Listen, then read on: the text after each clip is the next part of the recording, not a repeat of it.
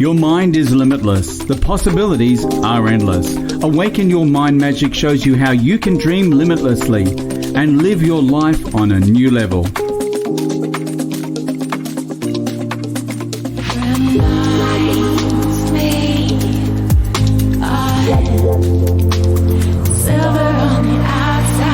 Susan Kathleen speaks with ordinary people who are living extraordinary lives using the power of their mind. Silver on the outside,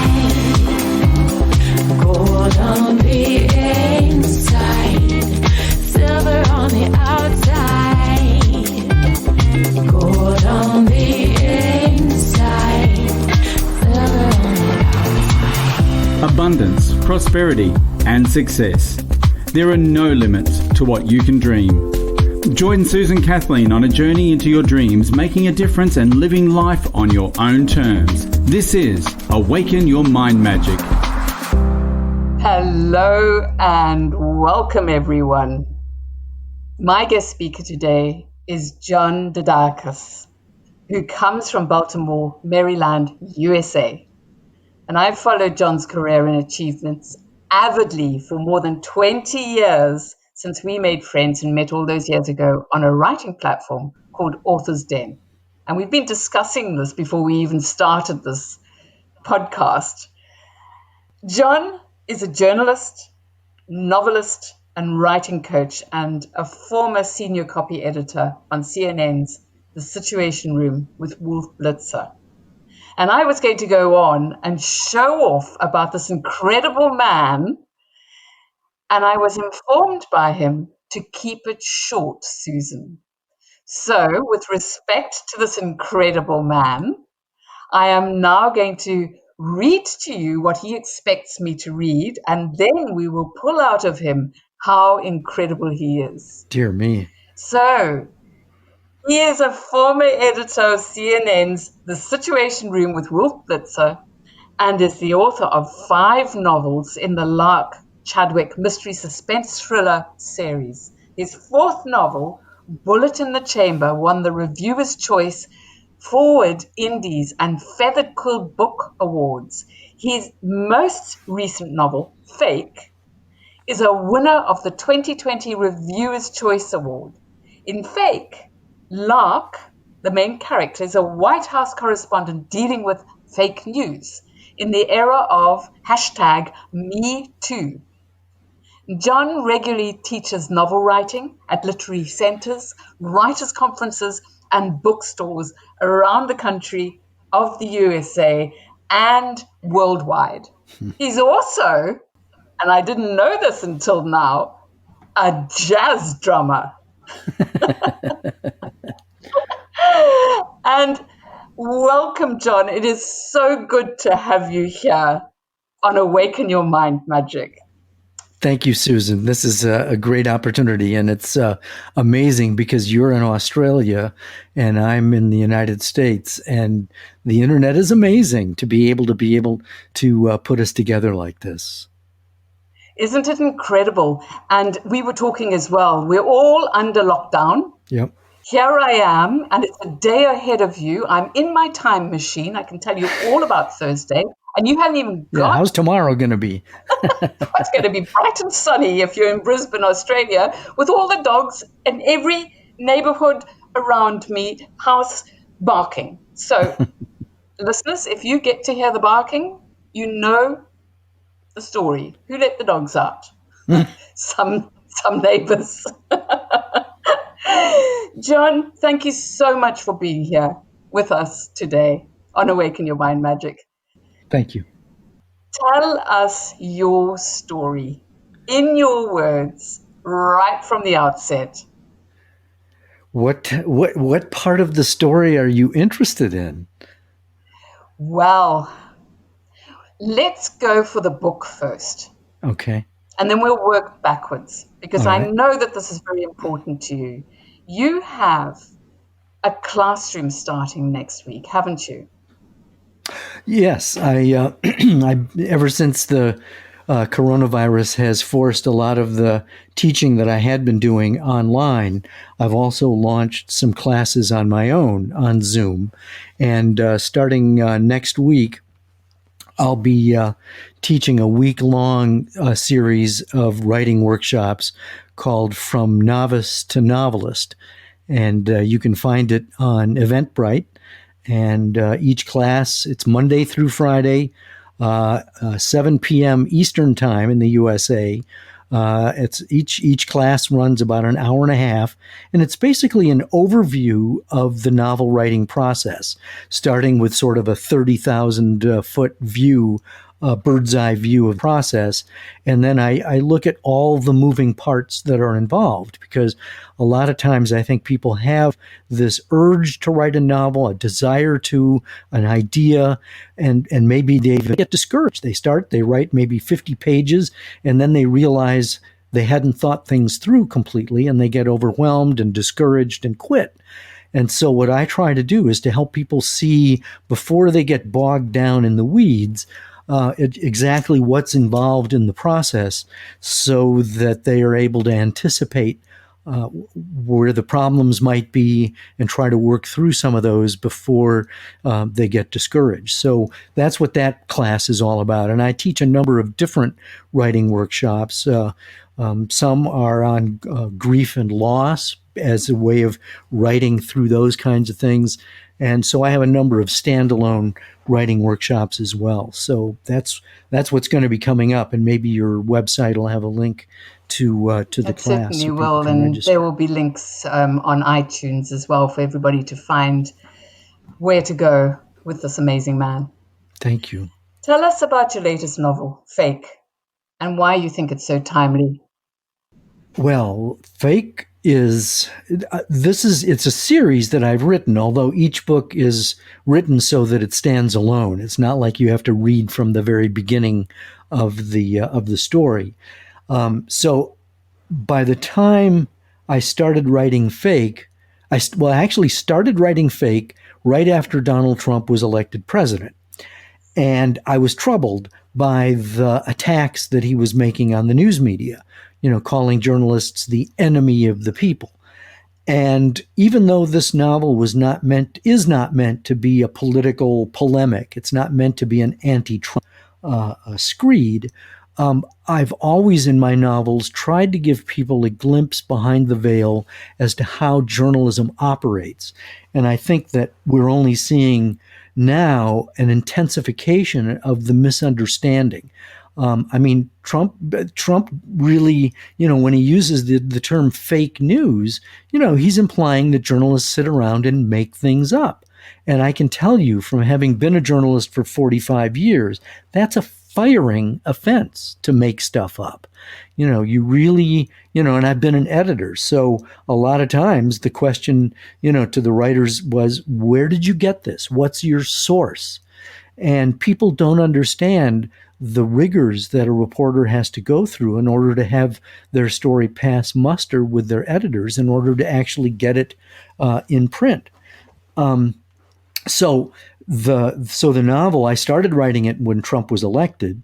I did a lot of procrastination, which is also a part of the process. And I had to keep changing the plot because, things I was thinking up were happening and I had to change some things. But by the time, in fact, when I was writing the first draft, there was a point where I was just hitting a wall because something had to happen and I didn't know what. And so I finally, in order to break the logjam, I wrote in all capital letters, Russia does something provocative here. And that broke the logjam. So I was finally able to write more of the story. And as I was writing the first draft, I figured out what Russia was going to do. It's not Hillary's emails or anything like that. I had to come up with something original.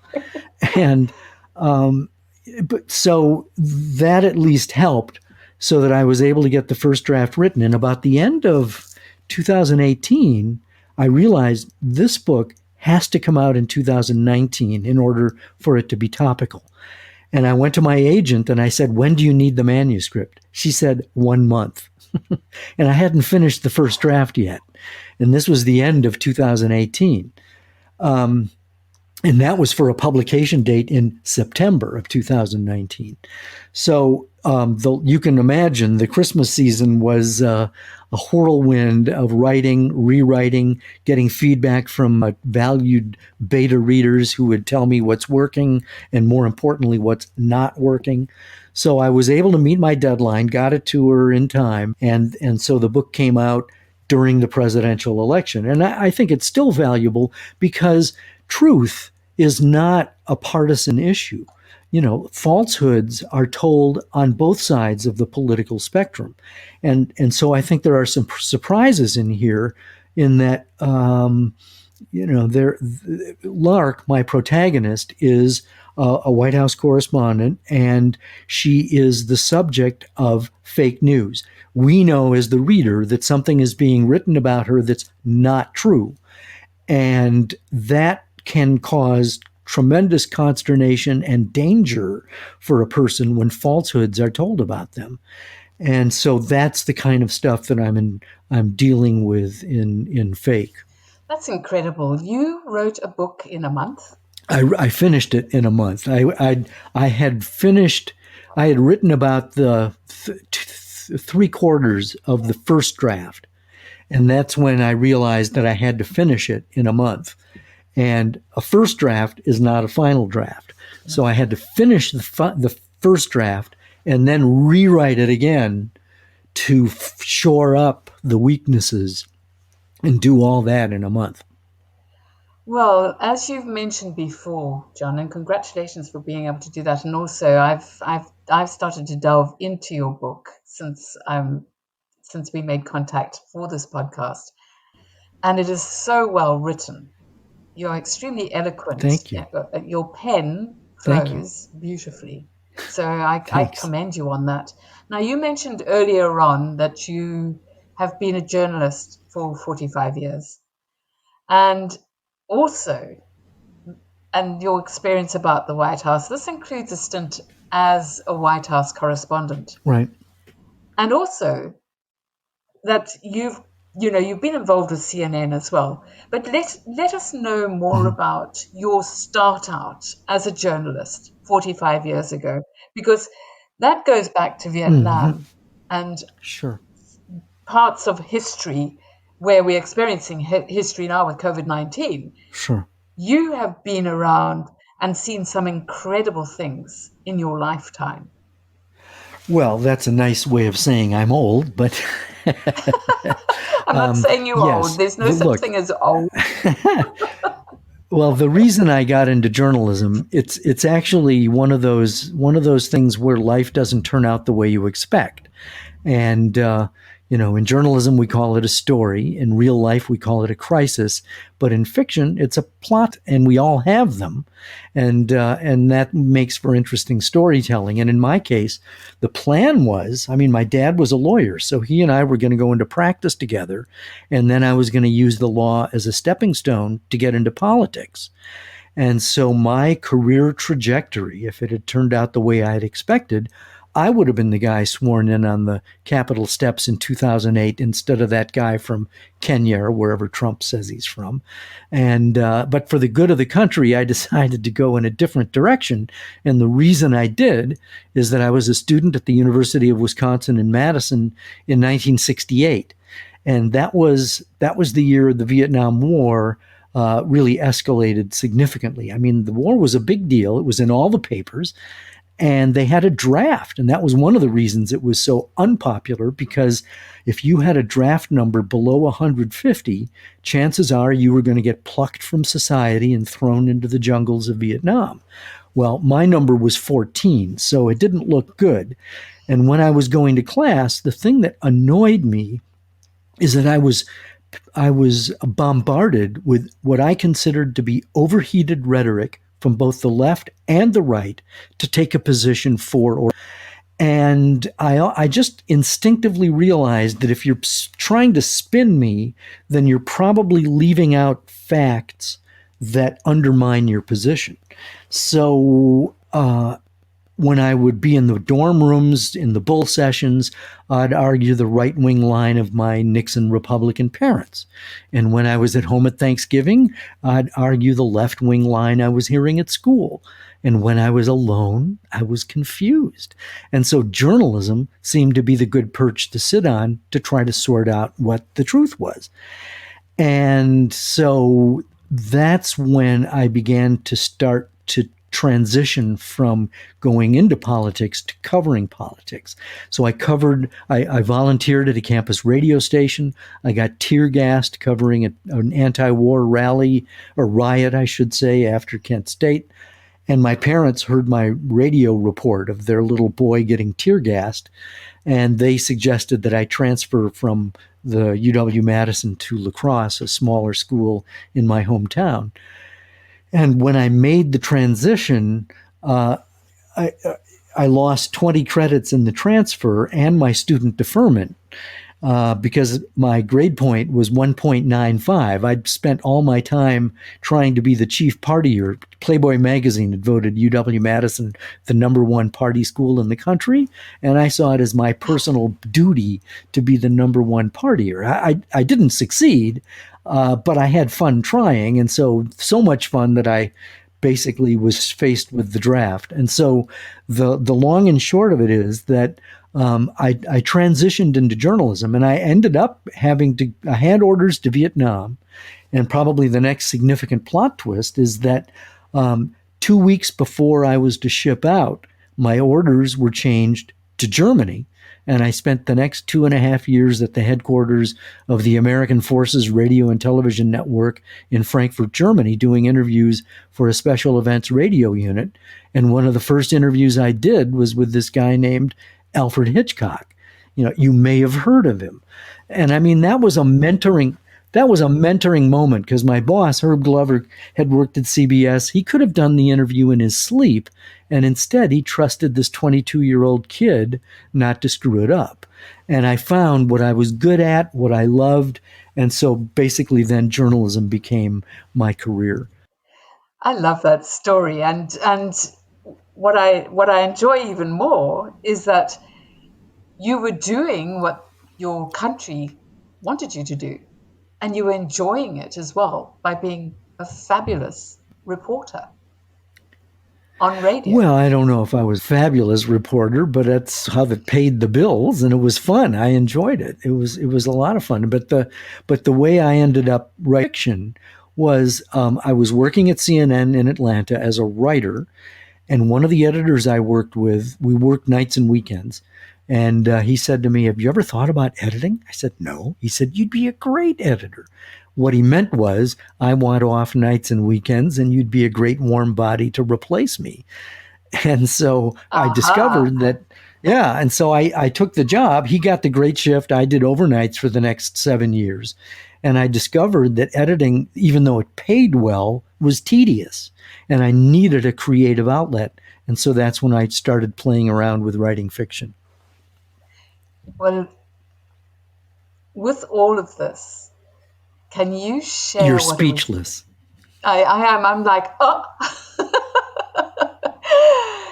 With all of this. Oh, your audio dropped off just briefly. It certainly did. I'm losing you. Your audio dropped briefly. And I'm speaking from this side, on this side of the world, in my time machine. And I think it's all going to gel up correctly, and this podcast will be perfect.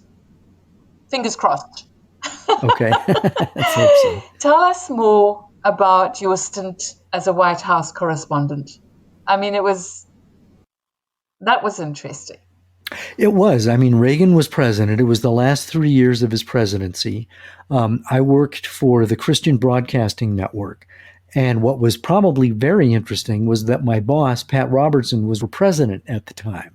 So this was difficult because CBN News was new on the block, and so all of a sudden your boss is running for president, and so the challenge was to be perceived as being objective, as being fair and even-handed, while covering his candidacy and Reagan's presidency, and it was it was challenging, but it was also interesting because we didn't turn a story a day, which is the way it normally is.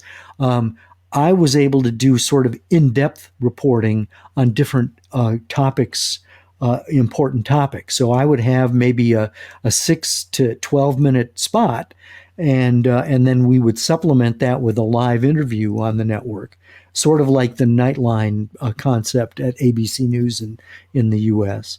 And so, I was able to, do a lot of more, a lot of deeper stories, and I did a lot of media bias stories about coverage of Reagan's presidency, because, a lot of the people who watched the 700 Club and CBN felt that the news media was biased, and so there was a certain amount of pressure on me because the perception was that the news media had a bias toward the left. A lot of the people I worked with felt that we should have a bias toward the right. And my argument was, two wrongs don't make a right. You play it straight. And, my mom was, she was a Nixon. She felt the press had run Nixon out of the White House. And when it looked as though I was going to join the dark side, which I did, as far as she was concerned, her lesson to me was, and this is a quote, she said, "If in your reporting I hear any bias, even if it's an opinion with which I agree, you failed. Just give me the facts and let me make up my own mind." And so really that's the approach that I took whenever I was a reporter, whether it was at the White House or not. And I thought that was good advice. And I think that even-handed journalism still exists, but now with the internet and things are just a lot more chaotic. It's harder for the general public to be discerning about what information they can trust. It's just gotten a lot messier. I totally agree with you there. And your mother was a very wise woman giving you that advice, because in all the years that I've followed you, the biggest thing that I've always appreciated about you is that you are not biased. Thank you. You may have your own opinion. I sure do. As you possibly did. Yeah. So, but what I love about you is that you are neutral when you're speaking. Thank you. So, when you're speaking about anything, and that was very wise advice from your mum. Yes. Tell us more about, you for 7 years you were with Wolf Blitzer. That's right. What was he like to work with? Oh, Wolf is a journalist's journalist. He's actually, I think, a lot funnier in person. He would constantly tell us little sort of Yogi Berra-isms, but they were from his dad. And just to give you one example, he'd say, as my father, David Blitzer, would always say, rich or poor, it's good to have money. And, he was, and I would say, I worked with Wolf for 7 years and saw him every day, and I still don't know what his politics are. In fact, I'm told that he doesn't vote, and that I know from experience that more than anything, he cares about accuracy. I have seen him in doing interviews with people on the left and the right, and certainly everyone is entitled to their own opinion, but they're not entitled to make up their own facts. And I have seen him interrupt people on the left and the right to correct the record when they are misrepresenting the facts, because more than anything, he cares about accuracy and truth. And those are not partisan principles. They certainly aren't. And we get back to fake news. When people are speaking, when the listeners hear what you have to say and what you have to say about Wolf, journalists are extremely ethical. They have to be. And like you say, it's firing material if you aren't. Mm-hmm. So I do appreciate what you say about Wolf as well. Tell me a little bit about how you feel journalism has actually evolved over the years. And with the internet and all of this stuff going on, are you concerned? Well, journalism has definitely evolved. It's evolved. One of the reasons it's evolved is the technology. We have seen just in the last 70 years, I would say, a tremendous change in journalism with the advent of television, especially. And I would say that probably the biggest change has been the advent of the internet, because now anyone with a Facebook account or a Twitter account basically can be a journalist. Whenever, and this is something I talk about with different groups that invite me to speak. One of the points I make, and usually a lot of these people are very indignant about biased journalism, and yet they don't think at all about forwarding sketchy emails or sketchy posts that eviscerate their political opponent. And my point is that we are all, to a certain extent, responsible, have a responsibility as journalists, because we have spheres of influence. There are people who follow us and listen to what we have to say. That means that whenever you hit send or whenever you hit post, you're publishing. And yet the problem is there's no editorial oversight. There's no editor sitting next to you saying, where'd you get that? Do you know if it's true or not? How reliable is this source? Consequently, we have stuff going around the world that is of dubious validity. And it just makes it a lot more difficult. That's not to say, however, that there still aren't reputable news organizations that have been around a long time who have several layers of editorial oversight and high editorial standards. The problem is that the guy who is now the president of the United States takes on those publications directly by bullying the reporters and denigrating their reporting. And a lot of his followers, and in fact, I have relatives who have said, I don't believe the news, I believe the president. And that's a big problem. That's a big problem. It certainly is when the president tells you to go and inject yourself with bleach. Well, just to be fair and to correct the record, he never said that you should do that. He was raising it as a question that, this should be, he was talking to the doctors in the room of the briefing room, and he said, we should look into that. Shouldn't we have doctors investigating the possibility of injecting, these kinds of things?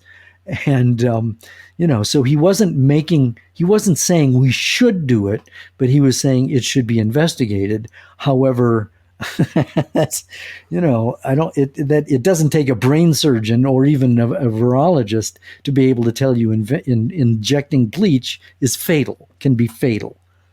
Absolutely. I mean, you don't have to inject it. You can just drink it. Drink it, yes. Yeah.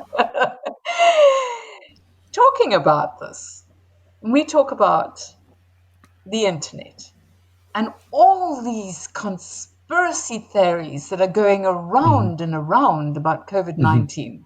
What are your thoughts on that? Well, it's just more of the same. It's the same problem, but it's just amplified because of the stakes that are involved. And it just means that if a story sounds too good to be true, it might be. And I mean, I've had friends who I consider to be sophisticated news consumers send me links to things that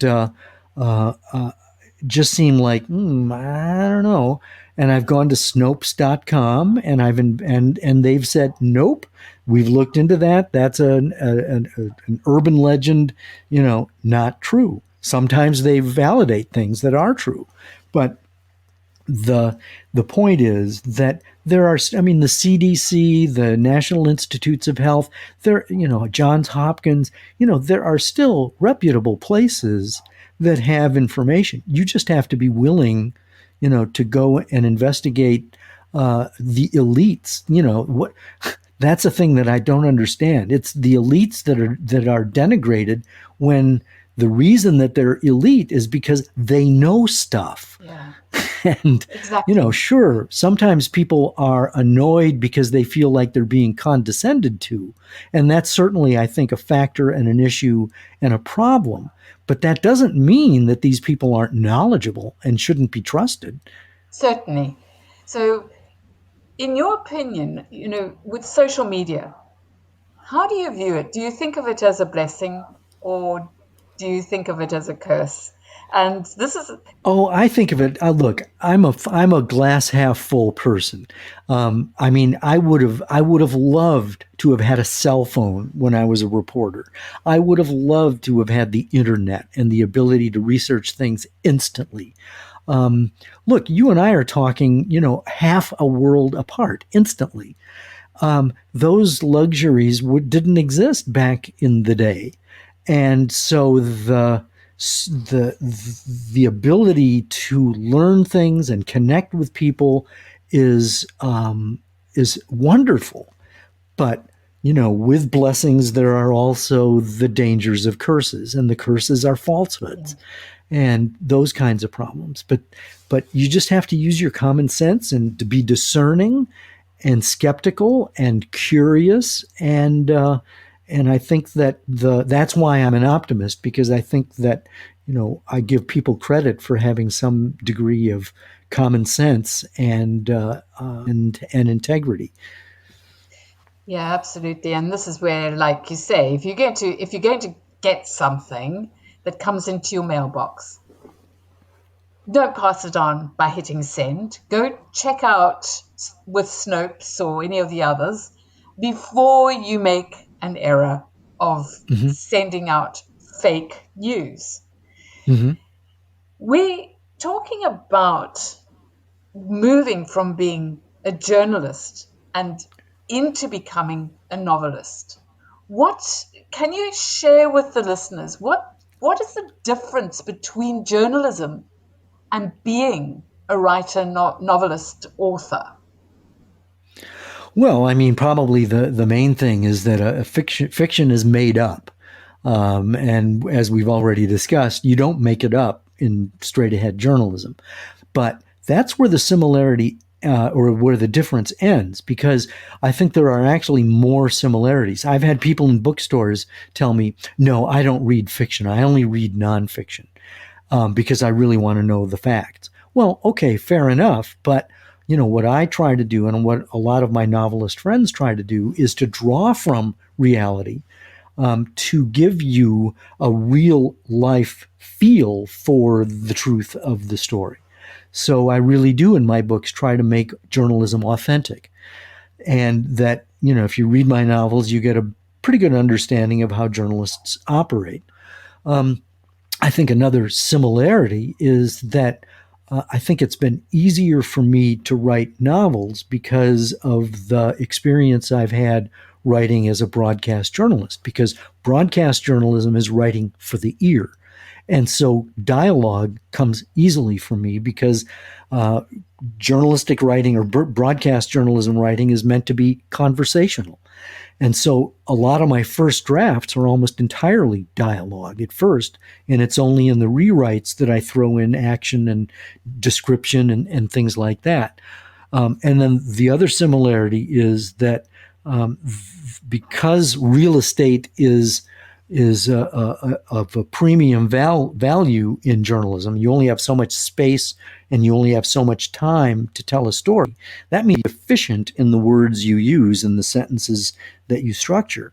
Consequently, when I write, I try to be clear. It's really no different than writing as a journalist because you're writing to inform. And so what I'm trying to do is to take that scene I see in my mind's eye and faithfully report it to the reader. That's a very good analogy. I mean, I enjoy reading Stephen King, and people can say, well, he's fiction. Hmm. But you can clearly tell that he's done incredible research before he even Hmm.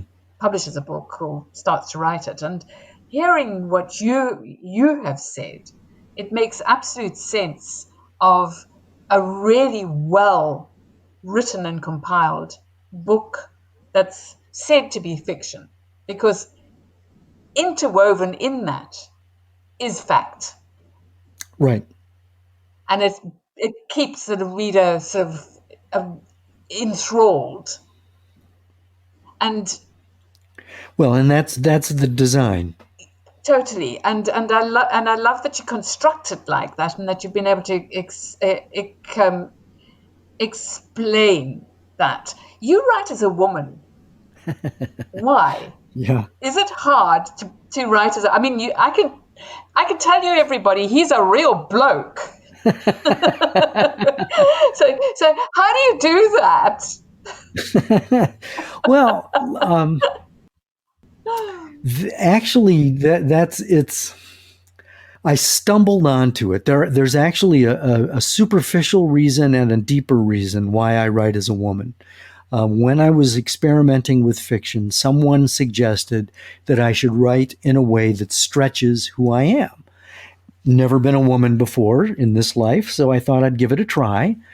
And the thing I discovered was kind of a surprise, and that is that emotions aren't gender specific. We all have the exact same emotions: anger, fear, joy, whatever. It's just that in my experience, women in my life just are more willing to express their emotions. They're more articulate when they express their emotions, and they have a much more nuanced palette to draw from when they express their emotions. So I just found that writing as a woman was accessible for me. And then, of course, it helped to have beta readers who were women. And I worked at CNN for 25 years. So that's 25 years of young women in their early to mid 20s who would tell me their stories about their families, their careers, their boyfriends. And I'd listen to the stories. And those would then lurk in my subconscious and help to inform the voice of my protagonist. Well, you're clearly a very gentle empath, without a doubt. And just speaking to you, knowing how you balance things out and you listen carefully and you take on both sides of a story. This is what leads to incredible journalism and writing. Now that you've honed your writing from a female perspective, what have you learned about the mistakes men make in forging meaningful relationships with women? Tell. Oh man, tell. I have taught. This is what's fun about being a journalist, is that you get to follow your curiosity, and that means you get to ask questions that might be considered inappropriate. And I generally, when I'm asking a personal question, I'll usually preface it by saying, this is personal. You don't have to answer, but I'm really wondering.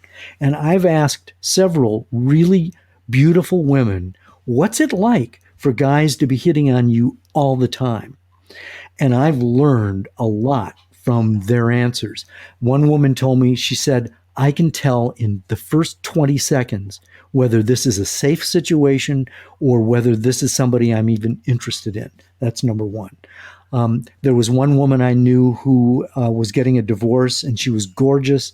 And she made a comment. She said, I always fall for the bad boys. And I remember asking her, I said, why is that? And she was stunned. She had never really been asked that question before.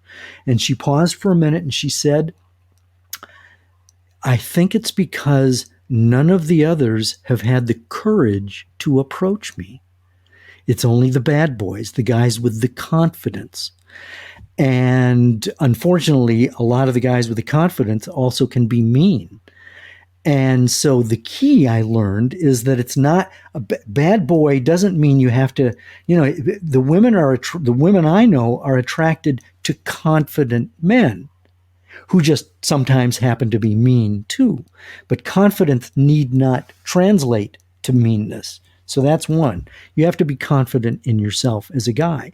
Here's the other thing I've learned in listening to women, and I'd be interested in your perspective too, if this resonates, because one of the things that I've also heard in conversations with women is that so often a guy will go out of his way to try to impress the woman. And the way he'll do it is by complimenting her on how beautiful or how hot she is.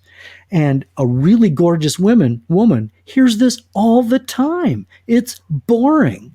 What they really want is someone who's going to banter, who's going to tease them and have fun.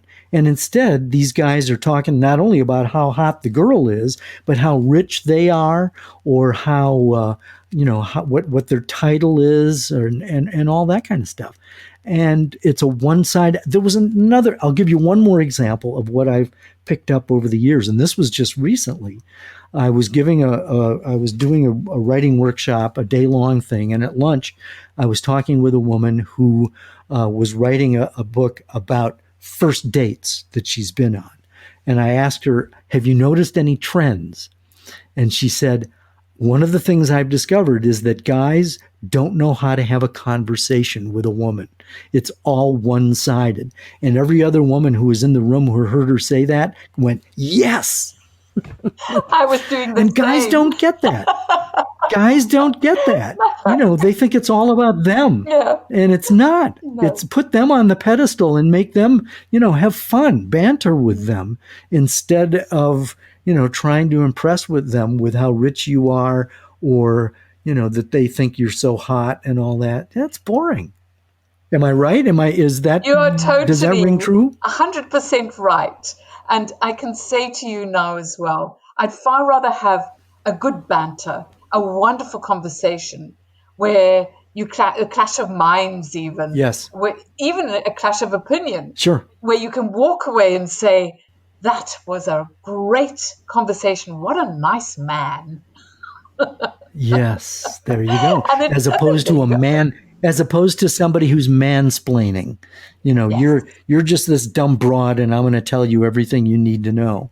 Yeah. Guys And just don't like get that that's what they're They doing. don't. And this is where you, writing as a woman, have taken on board the realization is that we all have the same emotions. We all think the same way.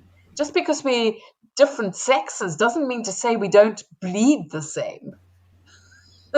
Because we do. And you'll be amused at this. At one of the classes I taught, there was a guy, and I admired his courage. He said, I do not understand women, therefore I don't write them as characters.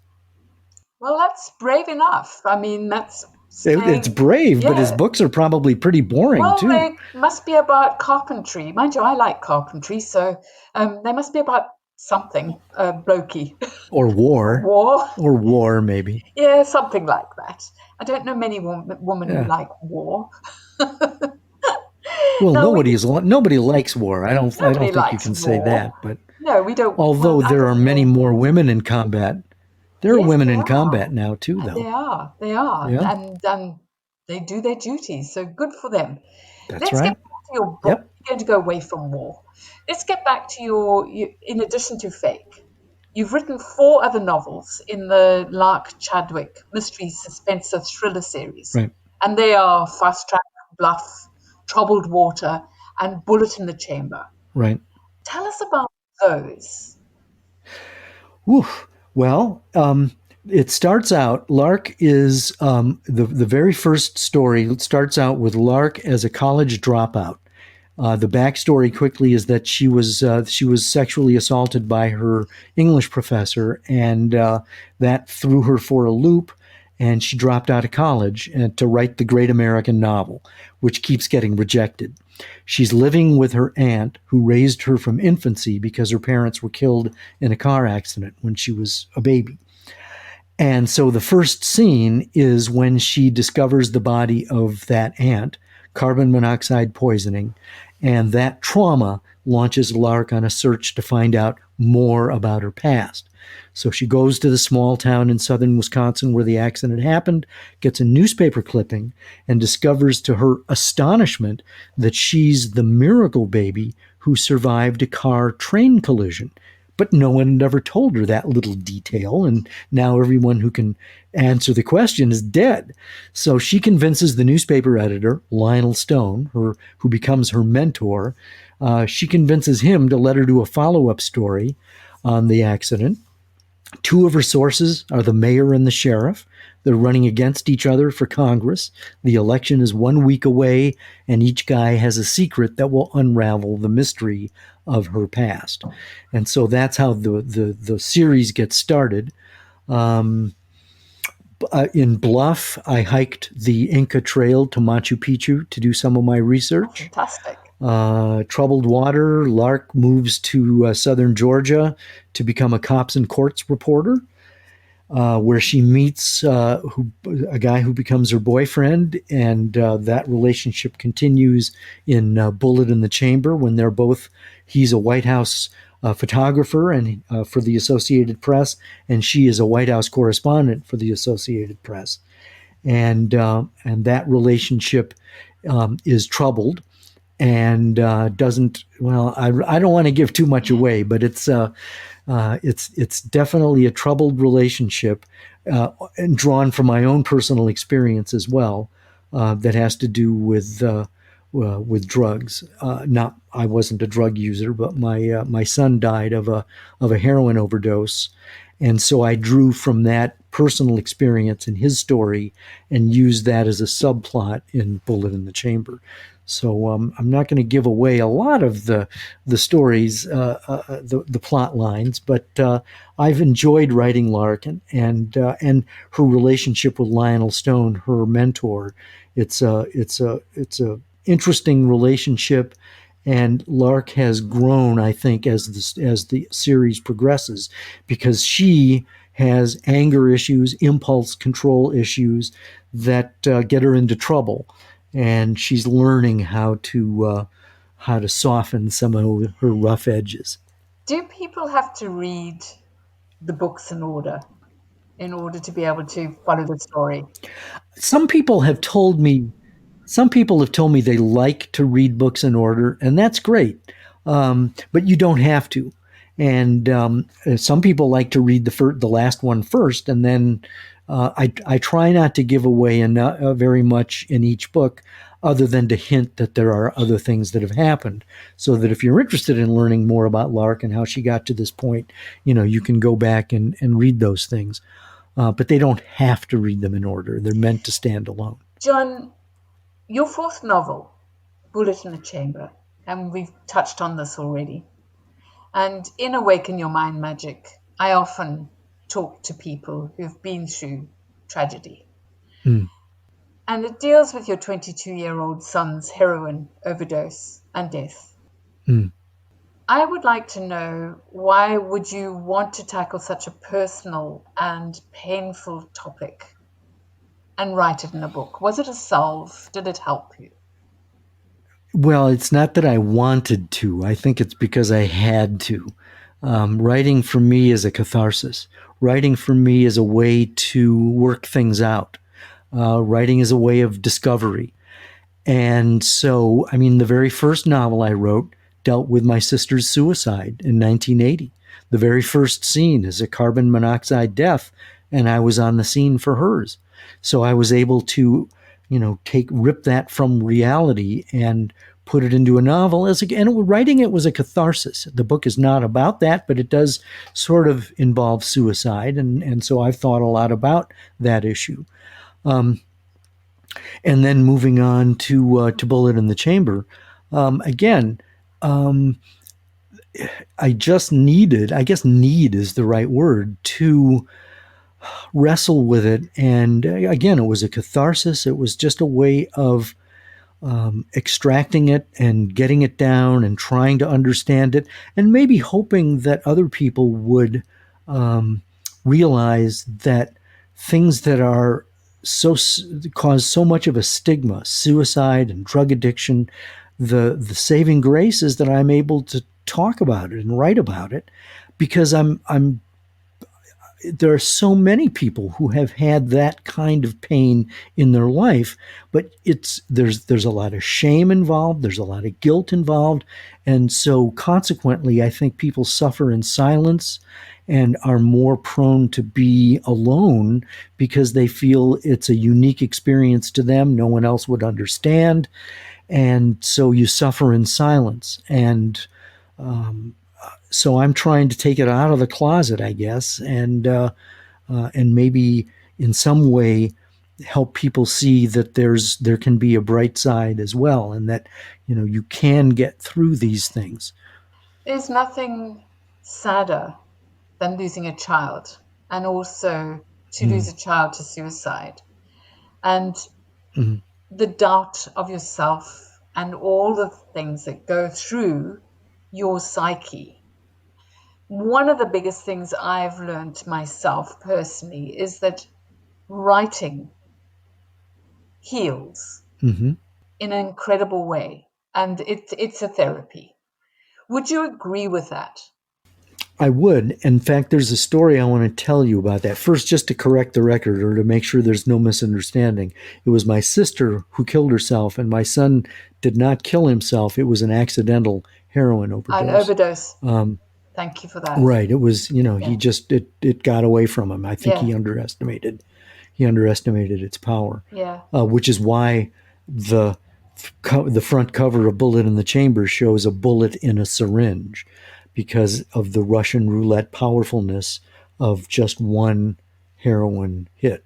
Yeah. The cathartic and the therapeutic part of it, this I think is important to understand about writing, at least what I've discovered, and that is that to a certain extent, maybe even a large extent, writing is like tapping a straw into your subconscious.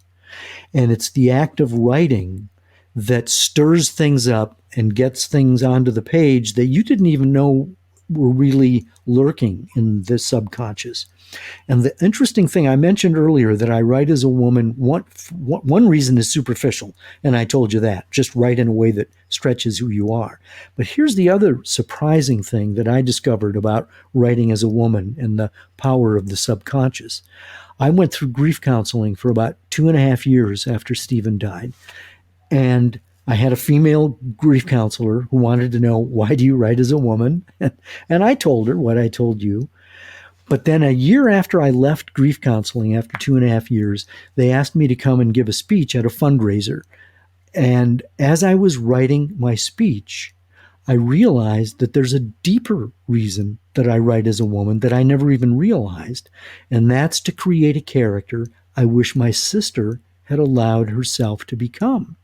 Because my sister could have been a surgeon, she could have been a concert pianist, and her husband said, what would it look like, a football coach married to a surgeon?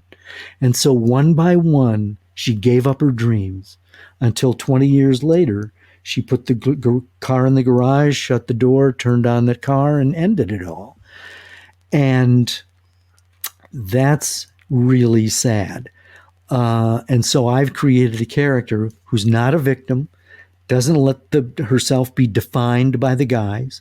She still falls for the bad boys, but she's got a certain degree of integrity and smarts and wisdom that a lot of the women I worked with at CNN had. They had their lives in perspective about guys and careers and things like that. And that was impressive to me. And so I learned a lot from listening to their stories and was able to pour that into Lark as a character. So really, writing through tragedy is basically writing through life, because we all have pain. We all have loss and sorrow and grief. And the question is, what does it mean? And what can we take from it? What can we glean from it that can be useful, that can tell a story that is authentic and real, but isn't hopeless? And so that's what I try to do. Would you say that, and thinking about your sister, somebody who's been gaslighted and treated in a certain manner, to the extent even if he or she are highly intelligent and gifted, would you say that these certain characters, narcissists, people call them, have the ability to take over that poor person's psyche and make them believe that they're inadequate enough to want to commit suicide? Whew. That's the boy. I will preface everything I say with, I am not a psychologist or a psychiatrist or in any way trained in this, but you don't need to have that kind of training to at least be able to see the moving parts of something like that. And I think that a lot of it has to do with, well, I'll give you one example. There's a friend of mine who went to prison, and I maintained a contact with him. And he was preying upon women through the internet. And one of the things he told me that was very insightful, he said, I have a knack of being able to find someone who's vulnerable, who has insecurity. And it's almost like preying on the weak gazelle in the herd, you know. And so a person who doesn't have strong self-esteem is at risk. They're at risk of this bigger than life pizzazz kind of Mr. Personality who can make them feel wonderful, but also then manipulate them into depending on them. I mean, gaslighting comes from the play Gaslight, where the husband drives his wife insane by having the gaslight dim, and she thinks it's dimming, and he's going, no, it's not. You're crazy. And he drives her nuts. And so that's where the term gaslight comes from. And it then gets to the point where the person has so much control over that person that they can tell the big lie. You know, you are actually being told not to believe what you actually see with your eyes. I mean, Richard Pryor said it best. Who are you going to believe, me or your lying eyes? There you go. And yet, I mean, we have Donald Trump basically saying, I didn't say that, even though in the same sentence, he said the exact same thing that he's now denying he said. You know, we have a president who is gaslighting America, and there are people who believe him, but there are plenty who don't. But I think, and you mentioned narcissism, I think that's, you know, they have to be the center of attention. It's all about them, and they need you to aggrandize them. I don't know. I'm probably way off base, but I think a lot of it is low self-esteem, and then it's someone who recognizes that and knows how to play it. That's very well put, and I enjoy that explanation. It's great. So this leads me into ask you, what would you say to the person listening right now who feels he or she has an interesting story to tell, but who feels confused about how to get started? Oh my, well, you need to take my writing class next week. Of course. You hear that, everybody? I would say, look, there are plenty of resources out there. And if you have a desire to write a story, then one suggestion is go to writersdigest.com. It is a tremendous online resource. They publish books about how to write, the business of writing, how to market yourself. They have a magazine. They have every year they publish a marketing guide on how to find agents. They have conferences. I mean, it is a resource that you will be able to teach yourself if that's just a nice one-stop shopping, because there are plenty of resources where you can learn how to do it. You can teach yourself. And so if you've got the desire, follow your curiosity. And one other thing I'll say, and that's resist the temptation to just start writing right away, because the danger is you'll get discouraged when you realize that there's so much going on and you don't know how to handle it, and it gets overwhelming. So, learn the craft. Yeah, that's a really good tip. And, as a manuscript editor, what would you say is the most common mistake that writers make, John? Well, there's not just one. I would say there are a couple of mistakes. One thing is that they bring me in too soon. I often see first drafts. It's like they've wrestled with this for months. They're sick of it. Now that it's done, they want it. They want to get it out there and get their Pulitzer Prize.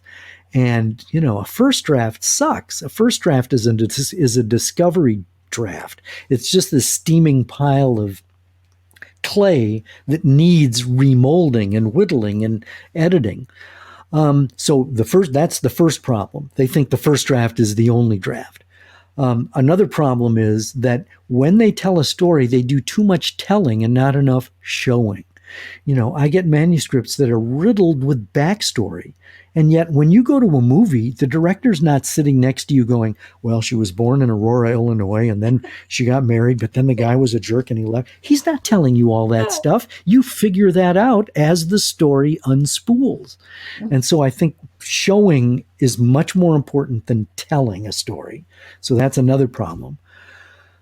And those are two of the biggest ones, so I'll leave it there. I have to ask you this question. It applies to me, and I'm sure that there's people out there who are writers or poets. How do you deal with writer's block? Well, as a journalist, you don't have the luxury of having it because you're on deadline.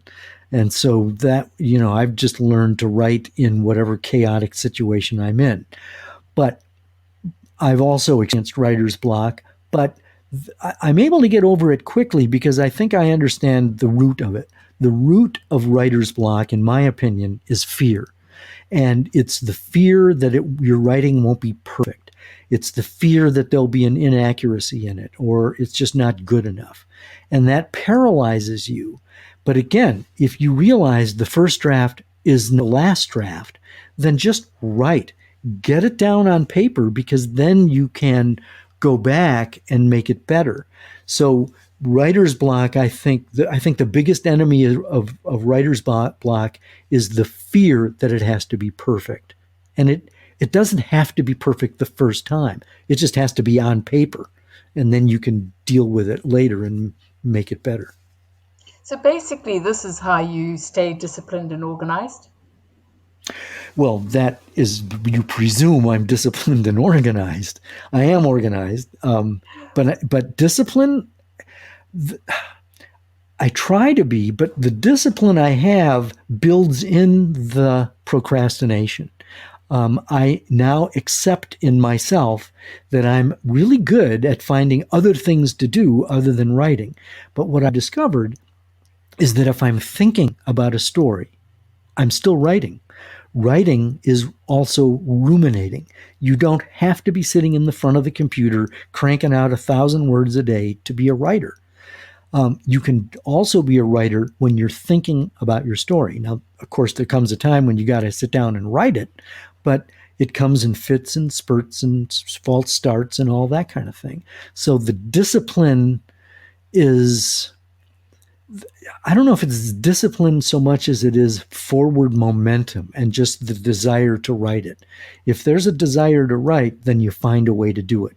And everybody has their own system. And mine is just procrastinate. And then when you can't stand yourself anymore, you do it. You just write it. That sounds easy. I'm going to have to take your tips there. What are the joys and frustrations? What are the joys and frustrations of promoting your own work, John? Well, the joy is being able to connect with other people, and that actually was a surprise because they never tell you that when you write a book, you're going to also have to promote it. The belief is that if you get a book deal, the publisher pays for your cross-country book tour. Not even if it's Random House, unless you're John Grisham or Stephen King and you don't need it. So I stumbled into marketing and I discovered that I liked it better than I thought I would, but it's also a time suck because the thing I was worried about is that I'm actually uncomfortable with marketing because that's self-promoting, and the relief was that I don't have to sell. I don't have to become an obnoxious used car salesman.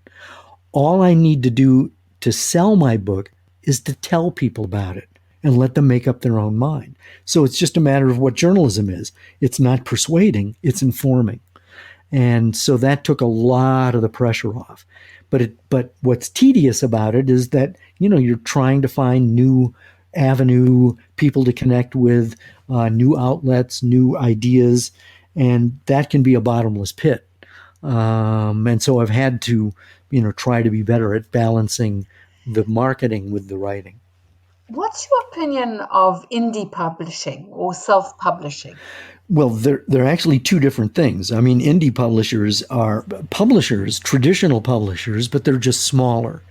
Self-publishing is when you, in a sense, do it yourself, or you hook up with an indie publisher, and for a fee, they'll do some of the production, and you can buy a package, and then you'll probably be doing most of the marketing, and hopefully, after not too much time, you'll be able to recoup your investment.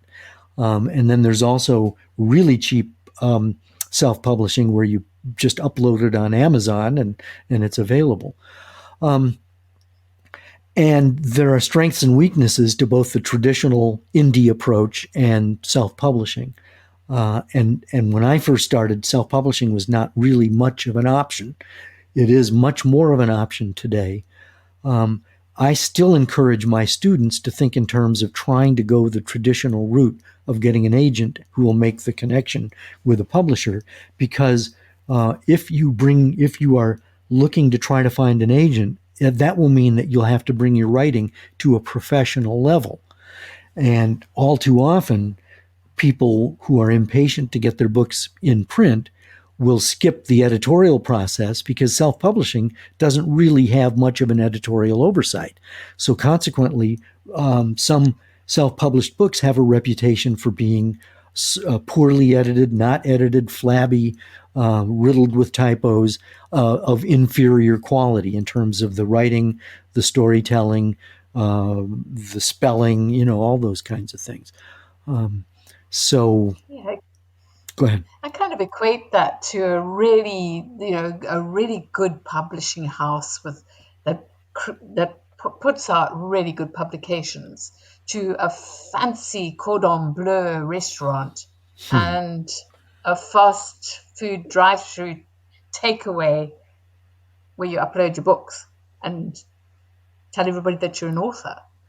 So the respect of people like you, who has really spent years of learning, studying, and the experience that you take with you.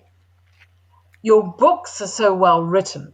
Thank you. And you can tell that because they are clearly written by a really good author and writer, and somebody who puts his entire script or book together in a manner of thinking. And when you were saying to me earlier on, you're still writing a book when you're thinking about it. Mm-hmm. Do you carry a little notebook with you everywhere in the old-fashioned way? No. Sometimes I do, but that's to get people's email addresses. I really don't. I don't. And the reason I don't is that I used to write down ideas. I'd have an idea file, and this is going to be a great story. And I'd go back and I'd look at it and I go, what the hell was I thinking? I don't even know what that's all about. The ideas I'm finding that the ideas worth keeping are the ones that won't let you go. They'll just stay in your head and you can't ignore them. Those are the ideas that I think are worth following. So I don't bother with a notebook because as soon it's almost as if there's a direct line from the pen to the paper and it skips my mind, and it doesn't reside where it needs to. Do you ever dream a book and wake up and think, oh, wow? I have friends who do that. I'm not that way, although I do journal in the morning. And there are times when I've awakened from a fairly vivid dream, and so I may write that down to capture it, because otherwise they go away. But I'm not very adept in dream analysis or anything. I know there's a lot of symbolism involved, but that's not my specialty. Oh, no. So, your specialty is writing as a woman, which I totally appreciate. Thank you. What you working on right now? I'm actually working on three things. In fact, I started by having three projects that were all at the same level of where they were in terms of the idea. They were all, at the starting line. And I worked a little bit on each of them every day.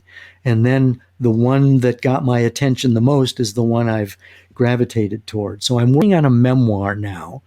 And the working title is Pivot Points.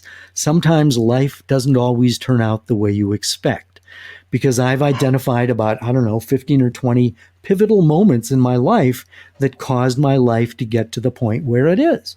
So I'm telling that story, and I'm I'm about 70,000 words into it, and I'm only in 1986. So you can tell I'm going to have a lot of editing to do. But I'm also working... And I'm also working on book 6 in the Lark Chadwick series that picks up where Fake leaves off. And I'm also playing with, but not very far along, a literary novel that the theme, probably the universal theme, has to do with loneliness. But I haven't really developed it yet. And I think in order to pull that off, I need to be a better writer than I am. So I'm going to probably have to take some classes myself to conquer that genre.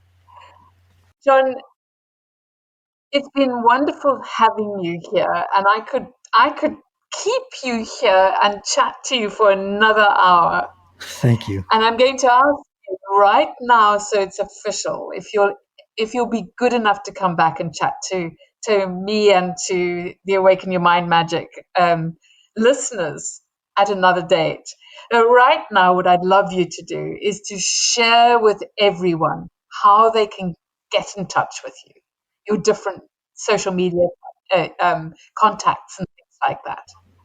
Well, I'm on Twitter, I'm on Facebook. Probably the most effective way to get an email to me would be through my website, which is johndedakis.com. And of course, I'm cursed with a Greek name that no one can spell. So I'll quickly, spell it for you. It's John. The last name is D as in dog E, D as in dog A, KIS as in Sam.com, johndedakis.com.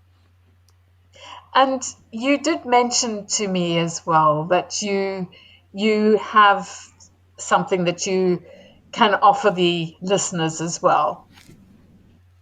Yes, I would be willing to, to do a one-on-one Zoom counseling session on how to write your novel. We could either do it on Zoom or phone or whatever. And I guess you're the arbiter of this. You'd be the one who would, make this possible. Am I right? I'm certainly putting it out there. I'm going to put your website out, and I'm sure people will find you there. And that's where you find John on JohnDedakis.com. You'll find him there. You'll also find him on Twitter, which is twitter.com/John DeDakis. Woo! It's all right. I know who I am. And it is, I know who you are too, and they will too. And then many of them already do. And that's at John DeDakis. You'll also find him on Author's Den, www.authorsden.com. And of course, all his links are going to be on my podcast as well, for people to find him, and on my website. John, thank you so, so very much for taking time to chat to me and to the listeners. It's been an absolute a total privilege, an absolute big privilege, because you're my hero. Well, I mean, it works both ways. I mean, you're a very generous interviewer, and I've enjoyed this immensely. Thank you, Susan. Thank you so much, John. Take care. That's Awaken Your Mind Magic for another week. If anything you've heard today has really impacted you and you want to know more, or you would just like to connect with me, then visit my website, awakenyourmindmagic.com, and reach out for a free one-on-one discovery session with me. Silver on the outside,